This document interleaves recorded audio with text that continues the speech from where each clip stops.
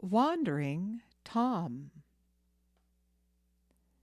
In our story today, long, long ago, in a great city whose name is forgotten, situated on a river that ran dry in the days of Cinderella, there lived a certain boy. He had such a fine form and pleasant face that one day, as he loitered on his mother's doorstep, the king stopped on the street to look at him. "Who is that boy?" asked his Majesty of his prime minister. This question brought the royal procession to a standstill. The prime minister did not know, so he asked the Lord of Exchequer. The Lord of the Exchequer asked the High Chamberlain. The High Chamberlain asked the Master of the Horse. The Master of the Horse asked the court physician. The court physician asked the royal rat-catcher. The royal rat-catcher asked the chief cook and bottle washer. And the chief cook and bottle washer asked a little girl named Whisk. Little Whisk, with a pretty curtsy, informed him that the boy's name was Wandering Tom. "So ho!" said the chief cook and bottle washer, telling the royal rat-catcher. "So ho!" said the royal rat-catcher, passing on the news, and it travelled in that way until, finally, the prime minister, bowing low to the king, said, "May it please your most tremendous majesty, it's Wandering Tom." "Tell him to come here," said the king to the prime minister. "His Majesty commands him to come here," was repeated to the next in rank, and again his words travelled through the Lord to the Exchequer, the High Chamberlain, the Master of the Horse, the court physician, the royal rat-catcher, and the chief cook and bottle washer, until they reached little Whisk, who called out, "Oh, Tom, the king wishes to speak to you." "With me?" exclaimed Tom, never budging. "Why?" "I don't know," returned little Whisk, "but you must go at once." "Why?" cried Tom. "Oh, Tom, Tom, they're going to kill you," she cried in an agony. "Why? What for?" shouted Tom, staring in the wildest astonishment. Surely enough, the master of ceremonies had ordered forth an executioner with a bowstring. In that city, any man, woman, or child who disregarded the king's slightest wish was instantly put to death. The man approached Tom. Another second, and the bowstring would have done its work. But the king held up his royal hand in token of pardon, and beckoned Tom to draw near. "Whatever in all this world can his Majesty want with me?" pondered the bewildered boy, moving very slowly toward the monarch. "Well, sir," said his Majesty, scowling, "so you are here at last. Why do they call you Wandering Tom?" "Me? Your Majesty?" faltered Tom. I don't know." "You don't know? Most remarkable boy, this. And what were you doing, sir, when we sent for you?" "Nothing, your Majesty. I was only wondering whether—" "Ah, I see. You take your life out in wandering. A fine, strong fellow like you has no right to be idling in his mother's doorway. A pretty kingdom we should have if all its subjects were like this. You may go." "Ah, exactly so," said the Prime Minister. "Exactly so," echoed the Lord of Exchequer, and "exactly so," sighed the chief cook and bottle washer at last, as the royal procession passed on. Tom heard it all. "Now, how do they know that?" he muttered, scratching his head as he lounged back in the doorstep. "Why in the world do they think I'll never amount to anything?" In the doorway he fell to thinking of little Whisk. What a very nice girl she is. I wonder if she'd play with me if I asked her, but I can't ask her. I do wonder what makes me afraid to talk to Whisk. Meanwhile, little Whisk, who lived in the next house, watched him shyly. "Tom!" she called out at last, swaying herself lithely round and round her wooden doorpost. "The blackberries are ripe." "You don't say so!" exclaimed Tom in surprise. "Yes, I do. And, Tom, there are bushels of them in the woods just outside of the city gates." "Oh," answered Tom, "I wonder if there are?"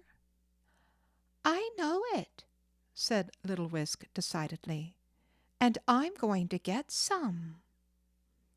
"Dear me," thought Tom, "I wonder if she'd like to have me go with her. Whisk!" "What, Tom?"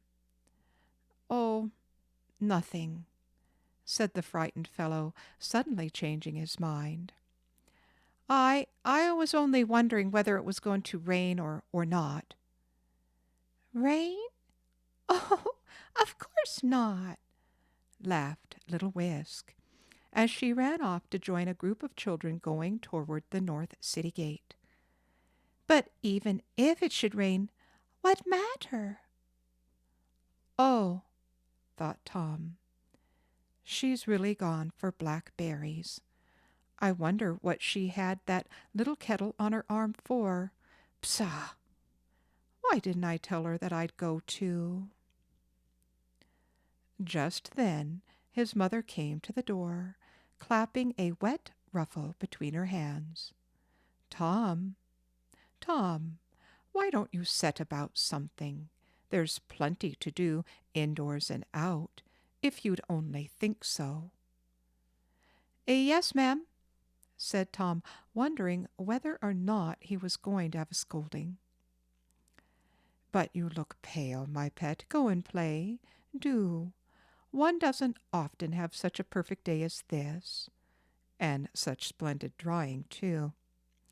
If I were you, I'd make the most of it." And the mother went back into the bare entry. "Well, I do wonder how I can make the most of it," asked Tom of himself over and over again as he sauntered off. He didn't dare to go toward the north gate of the city, because he couldn't decide what he should say if he should meet little Whisk, so he turned toward the south. "Shall I go back, I wonder, or keep on?" thought Tom, as he found himself going farther from the doorstep and nearer to the great city wall, until at last the southern gate was reached. Following the dusty highway leading from the city, he came to pleasant fields. Then, after waiting a while through the sunlit grain, he followed a shady brook and entered the wood. "It's pleasant here," he thought. "I wonder why Mother didn't get a cottage out here in the country instead of living in the noisy city." "Couldn't," croaked a voice close by. Tom started. There was nobody near but frogs and crickets. Besides, As he had not spoken aloud, of course it could not be an answer to him. Still, he wondered what in the world the voice could be, and why it sounded like couldn't. It certainly did sound so. Maybe she couldn't after all, thought Tom. But why shouldn't she, I wonder? No one to help, said something, as it jumped with a splash into the water. I do wonder what that was, exclaimed Tom aloud. There's nobody here, that's certain. Oh, it must have been a toad. Queer, though, how very much it sounded like no one to help. Poor mother. I don't help her much, I know. Pshaw! What if I do love her? I'm not the least bit of use, for I never know what to start about doing. What in all botheration makes me so lazy? Hey-ho! And Tom threw himself upon the grass, an image of despair. He'll never amount to anything, the king said. Now what did he mean by that? Tom asked himself. Dilly-dally, said another mysterious voice, speaking far up among the branches overhead. By now, Tom was getting used to it. He just lifted his eyebrows a little and wondered what bird that was. In a moment, he found himself puzzling over the strange words. Dilly-dally, it said. I declare, oh dear, it's too bad to have to hear such things all the time. And then there's the king's ugly speech. A fellow isn't going to stand everything. He rested his elbows upon his knees, holding his face between his hands, and, although he felt very wretched, he couldn't help wondering whether the daisies crowding in his shadow didn't think it was growing late. They certainly nodded as if they felt sleepy. Suddenly his hat, which had tumbled from his head and now lay near him, began to twitch strangely. Pshaw! Almost sobbed Tom. What's going on now? I wonder. I am, said a piping voice. Where are you? He asked, trembling. Here, under your hat. Lift it off. While Tom was wondering whether to obey or not, the hat fell over, and out sprang a fairy, all shining with green and gold, a funny little creature with a sprightly air. Her eyes sparkled like diamonds. What troubles you, Master Tom? Asked the fairy. So she knows my name, thought the puzzled youth. Well, that's queerer than anything. I've always heard that these woods were full of fairies, but I never saw one before. I wonder why I'm not more frightened. Did you hear me? Piped the little visitor. Did you speak? Oh, yes, ma'am, certainly. I heard plainly enough. Well, then, what troubles you? He looked sharply at the fairy. Yes, her little face was kind. He would tell her all. I wonder what your name is, he said, by way of a beginning. It's Settle It, said the fairy. In mortal language, that means come to the point. Now be quick if you can. I shan't stay long. Why? Asked Tom, quite astonished. Because I cannot. That's enough. If you wish me to help you, you must promptly tell me your trouble. Oh, said Tom, wondering where to begin. Are you lame? Are you sick? Are you blind, deaf, or dumb? She asked briskly. Oh, no, he replied, nothing like that. Only I don't know what to make of things. Everything in this world puzzles me so, and I can't even make up my mind what to do. Well, said Settlet, perhaps I can help you a little. Can you? He exclaimed. Now I wonder how in the world such a little mite as you ever— Don't wonder so much, squeaked the fairy impatiently. but ask me frankly what I can do. I'm going to, said Tom. Going to? She echoed. What miserable creatures you mortals are! How could we ever get our gossamers spun if we always were going to do a thing and never doing it? Now listen. I'm a very wise fairy, if I am small. I can tell you how to accomplish anything you please. Don't you want to be good, famous, and rich? Well, certainly I do, answered Tom, startled into making a prompt reply. Very well, She responded, quite pleased. If you always knew your own mind as decidedly as that, you wouldn't call you Wandering Tom. It's an ugly name, Master Mortal. If I were you— May Titania pardon the dreadful supposition.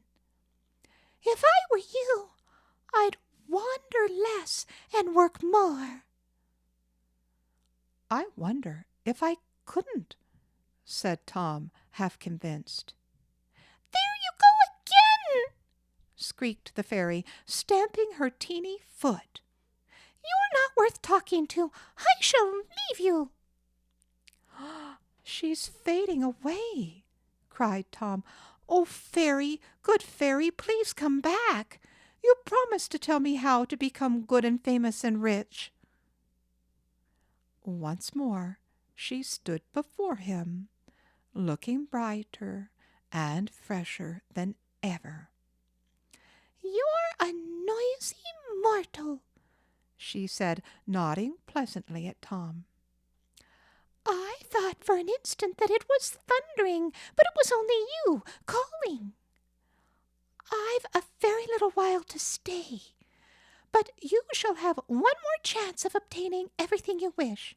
Now, sir, be careful. I'll answer you only 3 questions you may choose to put to me. And Settlet sat down on a toadstool and looked very profound. Only 3? Asked Tom anxiously, gazing at the fairy. Only 3, came the prompt reply. Why can't you give me a dozen? There's much that one wishes to know in this world. Because I cannot, said the fairy firmly. But it's so hard to put everything into such a few questions. I don't know what in the world to decide upon. What do you think I ought to ask? Consult the dearest wishes of your heart, answered Settlet. For there is the truest wisdom. Well, let me think, pursued Tom with great deliberation. I want to be wise, of course, and good, and very rich, and I want my mother to be the same, and good fairy, if you wouldn't mind it, Little Whisk to be the same too. And dear me, it's hard to put everything into such a few questions. Let me see. First, I suppose I ought to learn how to become immensely rich right off, and then I can give Mother and Whisk everything they want.